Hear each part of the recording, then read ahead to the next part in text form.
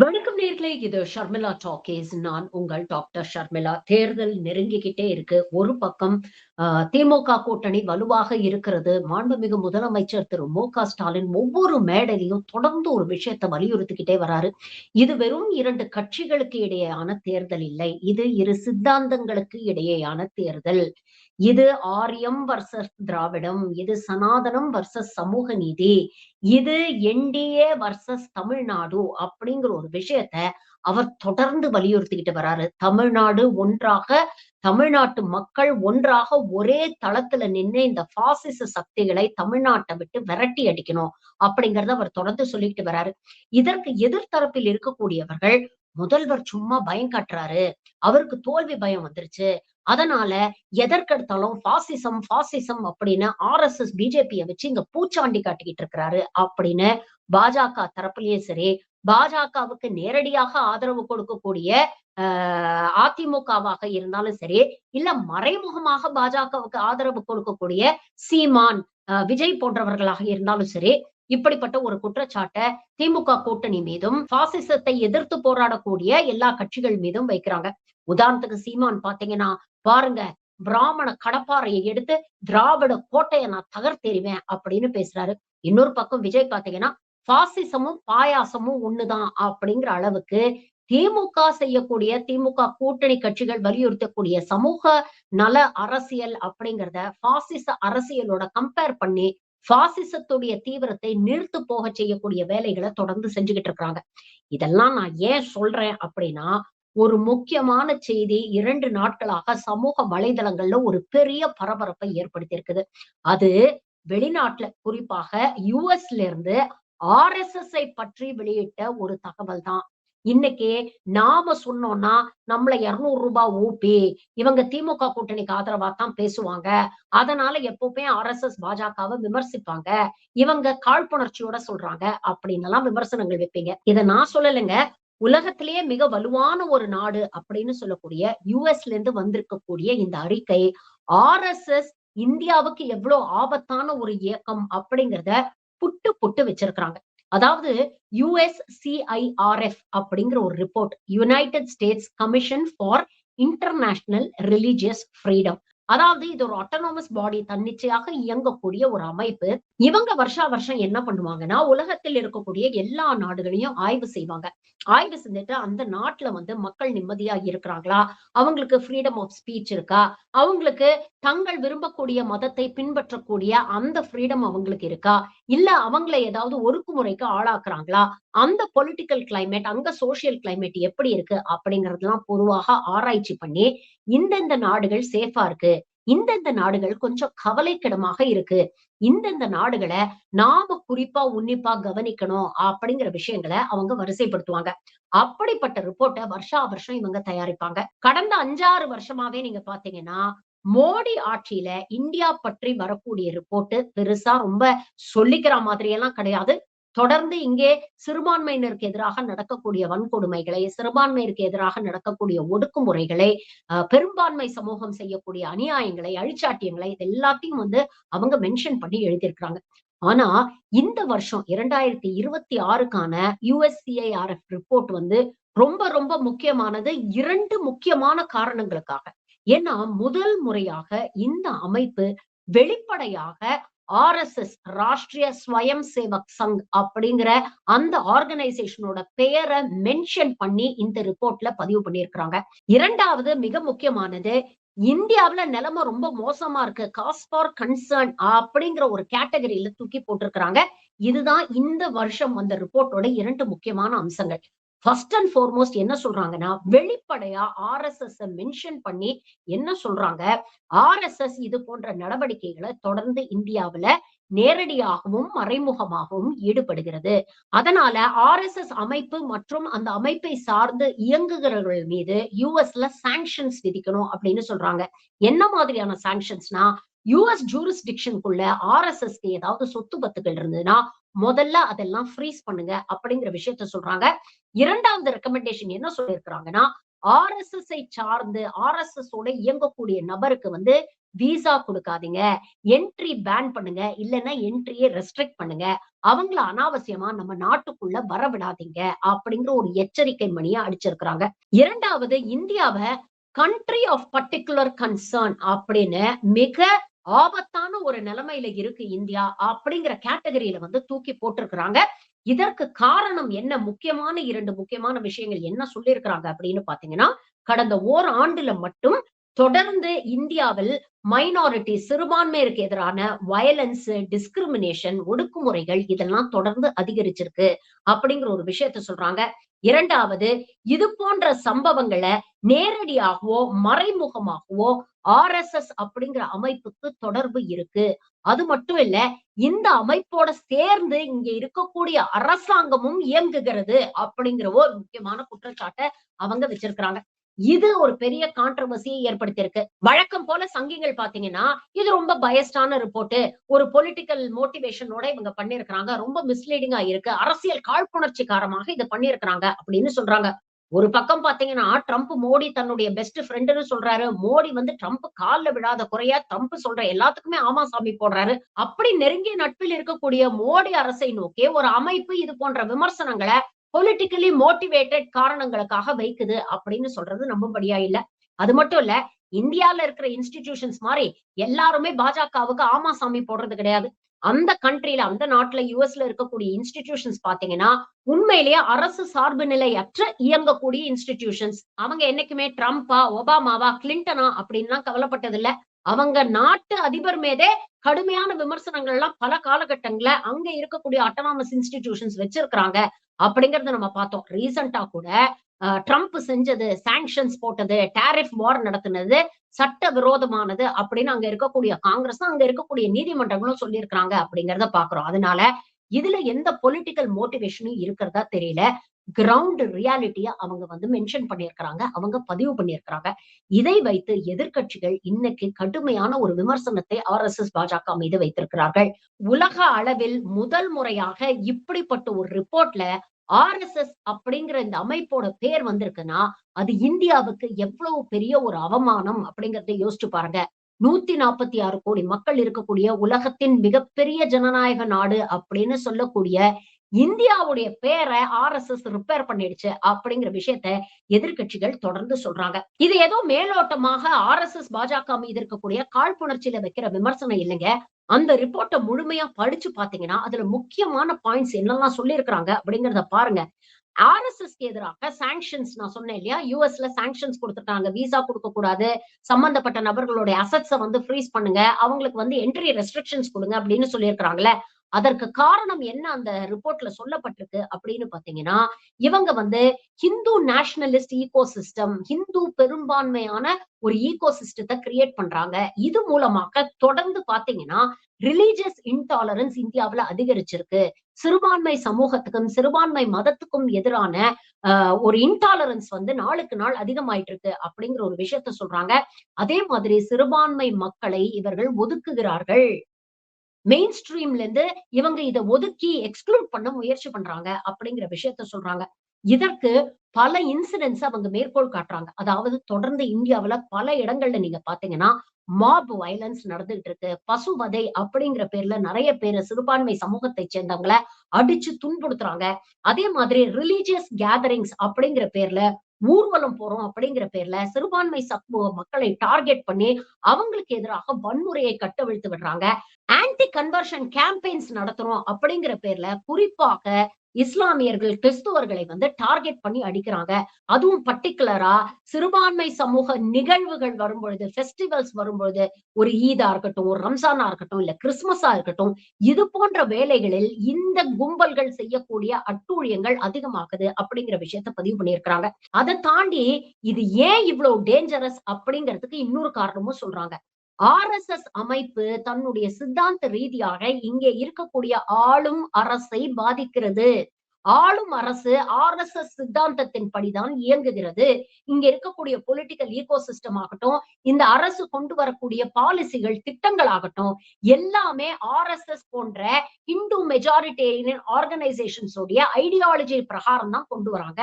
அதாவது சுருக்கமா சொல்ல போகணும்னா, ஆர்எஸ்எஸ் என்ன சொல்லுதோ அதைத்தான் பாஜக அரசு செயல்படுத்துகிறது அப்படிங்கிற ஒரு முக்கியமான குற்றச்சாட்டை வச்சிருக்கிறாங்க. அது மட்டும் இல்ல, இங்க இருக்கக்கூடிய இன்ஸ்டிடியூஷன்ஸ் தன்னிச்சையாக எந்தவித பொலிட்டிக்கல் இன்ஃப்ளூயன்ஸும் இல்லாமல் இயங்க வேண்டிய இன்ஸ்டிடியூஷன்ஸ், ஃபார் எக்ஸாம்பிள் ஐடி டிபார்ட்மெண்டா இருக்கட்டும், இடியா இருக்கட்டும், சிபிஐயா இருக்கட்டும், எலெக்ஷன் கமிஷன் ஆஃப் இந்தியாவா இருக்கட்டும், இந்த இன்ஸ்டிடியூஷன்ஸ் எல்லாம் இன்னைக்கு இந்த மாதிரி ஹிந்து மெஜாரிட்டேரியன் சக்திகளுடைய கையில் இருக்கிறது, கைப்பாவையாக செயல்படுகிறது அப்படிங்கிற குற்றச்சாட்டை வச்சிருக்கிறாங்க. அது மட்டும் இல்ல, தொடர்ந்து சிறுபான்மை மக்களுக்கு எதிரான வெறுப்பு பேச்சுகள் நாளுக்கு நாள் இந்தியாவுல அதிகமாகுது அப்படிங்கிற விஷயத்த சொல்லியிருக்கிறாங்க. வயலன்ஸ வந்து ஸ்டேட் ஸ்பான்சர் பண்ணுது அப்படிங்கிற ஒரு முக்கியமான குற்றச்சாட்டை வச்சிருக்கிறாங்க. அதாவது சிஏஏ, என்ஆர்சி போன்ற சட்டங்கள் மூலமாகவும், புல்டோசர் ஜஸ்டிஸ் அப்படிங்கிறது மூலமாகவும் குறிப்பாக சிறுபான்மை சமூகத்தை டார்கெட் பண்ணி இங்க இருக்கக்கூடிய அடிப்படைவாதம் பேசக்கூடிய அரசியல் சக்திகள் இயங்குகிறது அப்படிங்கிற மிக முக்கியமான குற்றச்சாட்டை வச்சிருக்கிறாங்க. அதே மாதிரி ரிலிஜியஸ் ஆர்கனைசேஷன்ஸ் டார்கெட் செய்யப்படுது. என்ஜிஓ ஆர்கனைசேஷன்ஸ்க்கு வர வேண்டிய நிதிகள் வந்து நிறுத்தப்படுது. அவங்களுடைய எஃப்சிஆர்ஏ லைசன்ஸ கேன்சல் பண்றாங்க. இதை எதிர்த்து விமர்சனம் வைக்கக்கூடிய சோசியல் ஆக்டிவிஸ்டா இருக்கட்டும், ஜேர்னலிஸ்டா இருக்கட்டும், இல்ல சமூகத்தை சேர்ந்த சிவில் சொசைட்டியை சேர்ந்த நபர்களாக இருக்கட்டும், அவர்கள் மீது கடுமையான ஊப்பா சட்டங்கள் எல்லாம் பாய்ந்து அவங்கள தூக்கி சிறையில வச்சு அவங்கள விடுதலை செய்யாம, அவங்களுக்கு பெயிலும் கொடுக்காம, வழக்கையும் நடத்தாம அவங்கள அழக்கழிச்சு அவர்களுக்கு எதிராக வரக்கூடிய குரல்களை ஒடுக்க நினைக்கிறது இந்த அரசாங்கம், இந்த ஈகோ சிஸ்டம் அப்படிங்கிற விஷயத்தையும் பதிவு பண்ணியிருக்கிறாங்க. சுருக்கமா சொல்லணும்னா, நேரடியாக ஆர்எஸ்எஸ் ஒரு தீவிரவாத இயக்கம் அப்படிங்கிற விஷயத்த மட்டும்தான் சொல்லல. அதை தாண்டி மத்த எல்லாத்தையும் புட்டு புட்டு வச்சிருக்கிறாங்க. அதுவும் நேரடியாக ராஷ்டிரிய ஸ்வயம் சேவக் சங் அப்படிங்கிற இந்த அமைப்பின் பெயரை உபயோகித்து இவ்ளோ விஷயங்களையும் சொல்லியிருக்கிறாங்க. இதுல நேரடியாக ஆர்எஸ்எஸ் சம்பந்தப்பட்டிருக்கு அப்படிங்கறத அவங்க மென்ஷன் பண்ணல. மாறாக அவர்கள் பயன்படுத்தி இருக்கக்கூடிய வார்த்தைகள் பாருங்க. they linked to associated with and part of networks involved in அப்படின்னு நேரடியாக ஆர்எஸ்எஸ் களத்துல இறங்காம மறைமுகமாக இவர்களுடைய பிரிஞ்சு பார்ட்டிஸ், இவர்களுக்காக வேலை செய்யக்கூடிய இந்த அடியாள் கூட்டத்தை வச்சு இவங்க இதெல்லாம் செய்யறாங்க அப்படிங்கிற விஷயத்த புட்டு புட்டு வச்சிருக்கிறாங்க அப்படிங்கறத தான் நாம பார்க்கணும். இந்த ரிப்போர்ட்டை ஏன் இன்னைக்கு நாம இவ்வளவு சீரியஸா எடுத்துக்கணும் அப்படின்னு பாத்தீங்கன்னா, தமிழ்நாட்டிலையும் இந்த ஆர்எஸ்எஸ் சங் பரிவார் கும்பல் இதை தொடர்ந்து செய்ய பல வருடங்களாக முயற்சி செய்திருக்கிறது. எடப்பாடி ஆட்சி காலத்திலேயே நீங்க பாத்தீங்கன்னா, வேல் யாத்திரை அப்படிங்கிற ஒரு விஷயத்த கையில எடுத்து இங்க இருக்கக்கூடிய மக்களுக்கு நடுவுல ஒரு பிரிவினைவாதத்தை ஏற்படுத்த முயற்சி பண்ணாங்க. திமுக ஆட்சிக்கு வந்ததுக்கு அப்புறம் கூட எத்தனையோ இன்சிடென்ட் சொல்லலாம். மைக்கேல் பட்டியல குழந்தை லாவண்யாவோட இறப்பு, அந்த இன்சிடென்ட்டுக்கு கட்டாய மதமாற்றம் தான் காரணம் அப்படின்னு சொல்லி ஒரு வீடியோவை சமூக வலைதளங்கள்ல பரப்பி அது மூலமாக எவ்வளவு பெரிய ஒரு பிரச்சனையை ஏற்படுத்த முயற்சி பண்ணாங்க அப்படிங்கறத பார்த்தோம். வழக்கு சிபிஐக்கு போனதுக்கு அப்புறம் கட்டாய மதமாற்றம்லாம் எதுவும் நடக்கல, குடும்ப சூழல் காரணமாக அந்த குழந்தை அப்படிப்பட்ட ஒரு முடிவை எடுத்துட்டா அப்படிங்கிற உண்மை பிறகுதான் வெளியில வந்தது. ஆனா அதற்கு இடையில் இந்த சங் பரிவார் கும்பல் போராட்டம், ஆர்ப்பாட்டம் அப்படிங்கிற பேர்ல எப்படிப்பட்ட ஒரு பயத்தை, பீதியை கிளப்ப முயற்சி பண்ணாங்க அப்படிங்கறத நாம பார்த்தோம். அதே மாதிரி கோயம்புத்தூர்ல ஒரு கார்ல சிலிண்டர் வெடிச்சப்போ சிறுபான்மை சமூகத்தை சேர்ந்தவர்கள் தான் இது போன்ற ஒரு விஷயத்த பண்ணிட்டாங்க. அதுவும் தீபாவளியை ஒட்டி ஒரு ஹிந்து பெஸ்டிவல் நடக்கும் பொழுது வேணும்ட்டு இது போன்ற விஷயங்கள்ல ஈடுபட்டாங்க. இதற்கு காவல்துறையில் இருக்கக்கூடிய சிறுபான்மை சமூகத்தை சேர்ந்தவர்கள் இவங்களுக்கு ஆதரவா நிக்கிறாங்க அப்படின்னு எல்லாம் அன்றைக்கு பாஜக மாநில தலைவராக இருந்த அண்ணாமலை சகட்டு மேனிக்கு குற்றச்சாட்டுகள் வச்சாரு. இதற்கு ஆதரவாக ஆளுநர் ஆர் என் ரவியும் ஒத்து ஊதினாரு அப்படிங்கிற விஷயத்த பார்த்தோம். மூன்றாவது, பீகார்ல இருந்து இங்க வரக்கூடிய புலம்பெயர் தொழிலாளர்கள் அவங்க தமிழ்நாட்டுல சித்திரவதை செய்யப்படுறாங்க, கொன்று குவிக்கப்படுறாங்க அப்படிங்கிற ஒரு பொய்யான செய்தியை ஆர்எஸ்எஸ் சங் பரிவாருக்கு ஆதரவாக செயல்படக்கூடிய சோசியல் மீடியா இன்ஃபுளுசரை வச்சு செய்திகளை பரப்பி இங்க ஒரு பீதியை ஏற்படுத்தி இங்க இருக்கக்கூடிய லட்சக்கணக்கான புலம்பெயர் தொழிலாளர்கள் ஸ்டேஷன் வாசலையும் பஸ் ஸ்டாண்ட் வாசலையும் வந்து நிக்கிறத நாம பார்த்தோம்.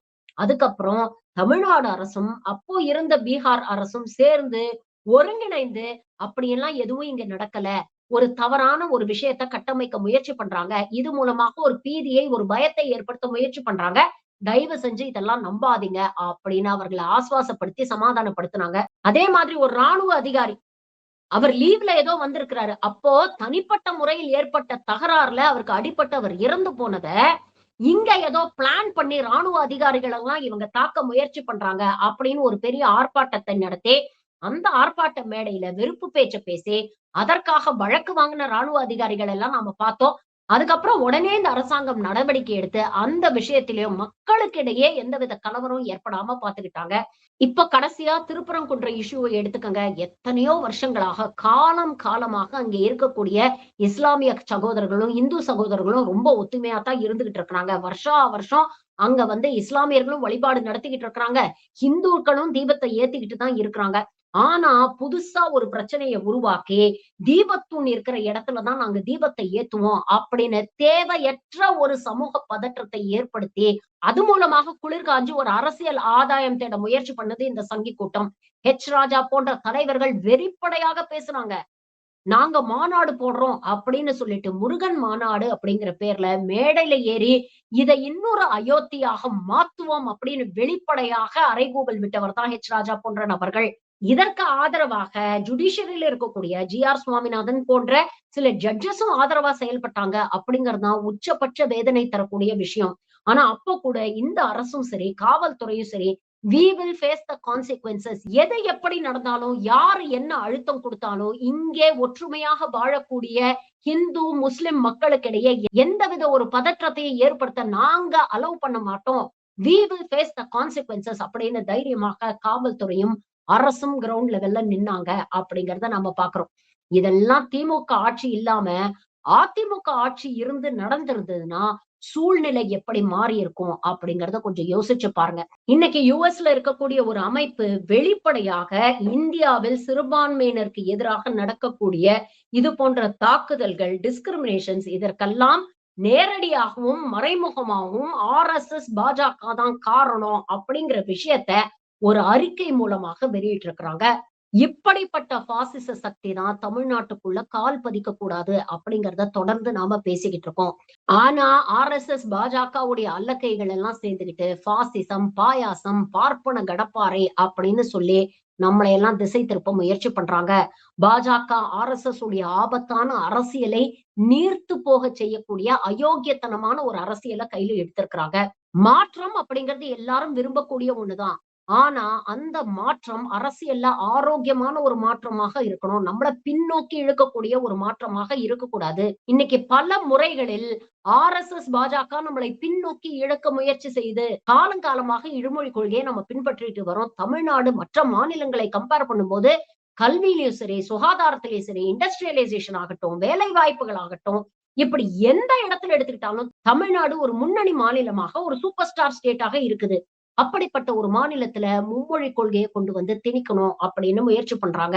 நம்மளுடைய மொழி, நம்மளுடைய கலாச்சாரத்தை அங்கீகரிக்க மறுக்கிறாங்க. இன்னைக்கு கீழடி அகழ்வாராய்ச்சியில இந்தியாவிலே மிக தொன்மையான ஒரு நாகரிகம் தமிழர்களுடைய நாகரிகம் அப்படின்னு சொல்லும் பொழுது, தமிழ்தான் என் உயிர் மூச்சு, தமிழை நான் நேசிக்கிறேன் அப்படின்னு பேசக்கூடிய மோடி இல்லைன்னா அமித்ஷா வகைராக்கள் அதை அங்கீகரிக்க கூட மறுக்கிறார்கள் அப்படிங்கிற ஒரு விஷயத்தை ஞாபகம் வச்சுக்கோங்க. அதே மாதிரி கல்விக்கு கொடுக்க வேண்டிய நிதி, நீங்க தேசிய கல்விக் கொள்கையை ஏற்றுக்கிட்டா தான் நிதியை கொடுப்போம் அப்படின்னு சொல்லி அந்த நிதியை நிறுத்தி வைக்கிறாங்க. அப்ப கூட நம்மளுடைய மாண்புமிகு முதலமைச்சர் என்ன ஒரு வார்த்தை சொன்னாரு அப்படிங்கறத நீங்க எல்லாம் கவனிச்சு பார்த்திருக்கணும். நீங்க சொல்லக்கூடிய தேசிய கல்விக் கொள்கையை ஏற்றுக்கொண்டு என்னுடைய மாநிலத்தை இன்னொரு 20, 30 வருஷம் பின்னோக்கி இழுத்துட்டு போறதுக்கு எனக்கு மனசு உடன்படல. என்னுடைய சித்தாந்தம் அதற்கு இடம் கொடுக்கல. அதனால 2000 கோடி இல்ல, நீங்க 10,000 கோடி கொடுத்தாலும் என்னுடைய மாநில மக்களுடைய உரிமைகளை நான் உங்களுக்கு அடமானம் வைக்க மாட்டேன் அப்படிங்கறத ரொம்ப தெளிவா சொன்னாரு. RSS பாஜக எவ்வளவு ஆபத்தான ஒரு இயக்கம் அப்படிங்கறத இதை விட யாராலையும் நமக்கு புரிய வைக்க முடியாதுங்க. இப்ப நான் சொன்ன இந்த ஒடுக்குமுறைகள், வன்முறைகள் இதெல்லாம் சர்வ சாதாரணமாக பாஜக ஆளக்கூடிய மாநிலங்கள்ல, அவர்கள் கூட்டணி கட்சிகள் ஆளக்கூடிய மாநிலங்கள்ல நடக்குது. ஆனா இப்படிப்பட்ட சம்பவங்கள் ஏதாவது ஒன்னையாவது இந்த கடந்த 5 வருடங்கள்ல தமிழ்நாட்டுல நீங்க கேள்விப்பட்டிருக்கீங்களா? அப்படியே நடந்திருந்தாலும் அதன் மீது உடனடியாக இந்த அரசு நடவடிக்கை எடுத்து அப்படிப்பட்ட நிகழ்வை தடுப்பதற்கோ, இல்ல அப்படி செஞ்சவங்களுக்கு உடனடியாக தண்டனை வாங்கி கொடுக்கறதுக்கோ நடவடிக்கை எடுத்திருக்காங்க அப்படிங்கிறத நீங்க குறிப்பிட்டு பார்க்கணும். இதுதாங்க தமிழ்நாடு. தமிழ்நாட்டில் இருக்கக்கூடிய மக்கள் என்னைக்குமே வன்முறையை விரும்புனதில்ல, வளர்ச்சியை தான் விரும்பி இருக்கிறாங்க. சகோதரத்துவத்தை தான் விரும்பி இருக்கிறாங்க. சமூக நீதியை தான் விரும்பி இருக்கிறாங்க. அந்த சுதந்திரம், சமத்துவம், சமூக நீதி இதெல்லாம் இன்னமும் தமிழ்நாட்டுல பாதுகாக்கப்படணும்னா மாண்புமிகு முதலமைச்சர் சொல்ற மாதிரி இது Tamil Nadu versus NDA, Tamil Nadu versus RSS, சமூக நீதி வர்சஸ் சனாதனம், திராவிடம் வர்சஸ் ஆரியம். இந்த அயோக்கிய வன்முறை கும்பல தயவு செஞ்சு தமிழ்நாட்டுக்குள்ள வர விட்டுறாதீங்க. அதற்கான எல்லா வலிமையும் உங்க ஒரு ஓட்டுல இருக்கு. சிந்திச்சு செயல்படுங்க. நன்றி.